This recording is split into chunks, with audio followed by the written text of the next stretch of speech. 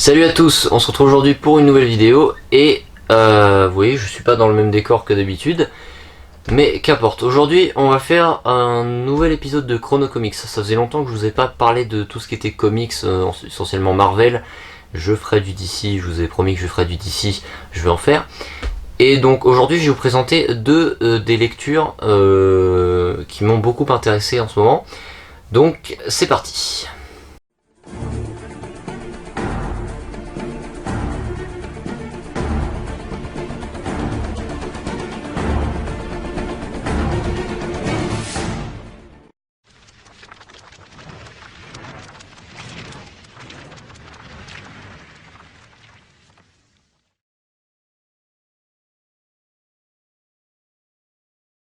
Donc pour commencer, on va parler de l'intégrale de l'incroyable Hulk de 1962 à 1964.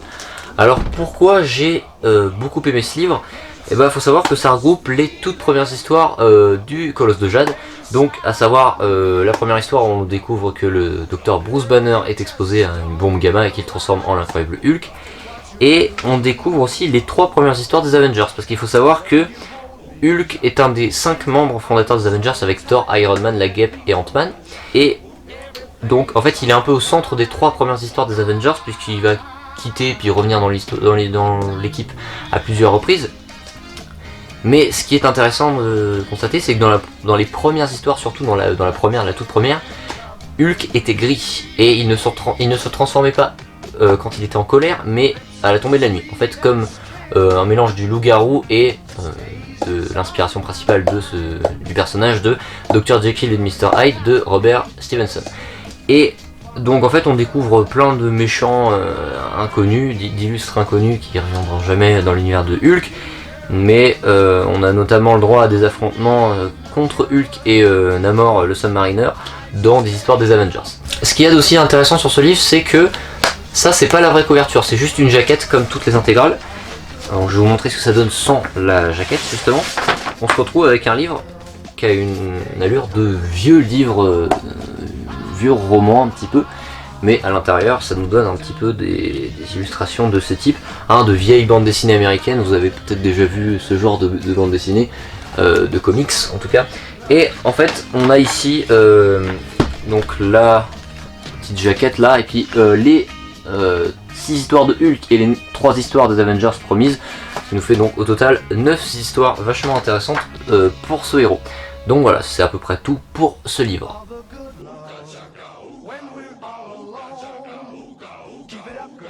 Mais si j'ai fait cette vidéo, c'est surtout pour vous parler de ça, l'anthologie Je suis Thanos. Alors il faut savoir que ce livre regroupe la plupart des histoires de Thanos. En fait c'est participation au grand crossover de l'univers Marvel. Donc tout d'abord on découvre la première histoire qui est Prenez garde aux Blood Brothers. Donc en fait c'est la première histoire où on découvre Thanos. En fait elle est publiée dans le Iron Man 55 qui est sorti en février 1973, et donc on y trouve un Thanos assez différent de ce qu'on a l'habitude de voir quand même dans les films ou même par la suite dans les comics. Et en fait il s'avère que Thanos a été grandement, enfin le créateur de Thanos, Jim Starlin, s'est franchement inspiré des New Gods, donc de chez DC, et principalement de Darkseid. Au début ils voulaient s'inspirer de Metron, et après finalement on leur a dit de s'inspirer plutôt de Darkseid, plutôt, au niveau de la forme. Mais sinon après ce qui nous intéresse, c'est que dans ce livre on découvre aussi la renaissance de Thanos qui a eu lieu dans les années 90, avec 3 grands crossovers, à savoir Infinity Gauntlet, Infinity War et Infinity Crusade. Donc dans ces crossovers on découvre Thanos en tant que méchant. En fait il a pour but de récupérer les 6 pierres d'infinité, comme dans les films Avengers Infinity War et Endgame que vous avez je pense tous vus. Et il cherche aussi à perdre, parce que Thanos c'est un méchant qui est assez compliqué, qui est assez complexe. Il veut avoir le pouvoir, mais s'il a le pouvoir et que personne n'essaie de l'en empêcher, il va s'ennuyer. En fait, son but dans les comics, contrairement au film, c'est d'être l'égal de la mort. En fait, il est amoureux depuis son plus jeune âge de la mort, et son but c'est d'essayer de la séduire en ayant le plus de pouvoir possible. Donc voilà, dans cette histoire on découvre tout ce qu'il faut savoir sur Thanos, et j'ai un petit coup de cœur sur la toute dernière histoire, puisque celle-ci nous montre un Thanos qui s'est fait battre par les Avengers, et en fait son Thanos du futur lui montre tout ce qui va se passer, en fait, toute son histoire, et ça nous montre tous les événements auxquels Thanos a été lié, donc à savoir les 3 crossovers des années 90, mais également la première histoire de Thanos, et aussi quand il s'est fait tuer par...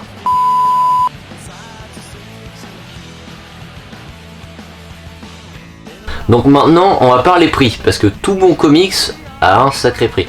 Donc là, on va commencer avec l'intégrale Hulk.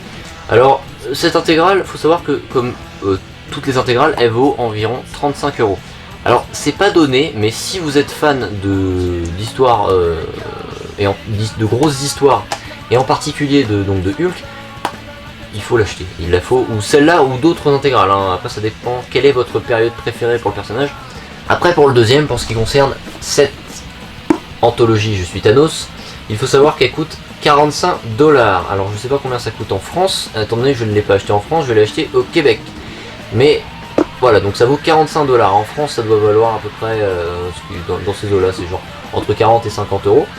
Mais si vous êtes vraiment fan de Thanos, je vous conseille d'abord de lire cette intégrale, et ensuite, si vous ne l'avez pas fait, ce que j'en doute fort, de voir les 2 films Avengers 3 et Avengers 4.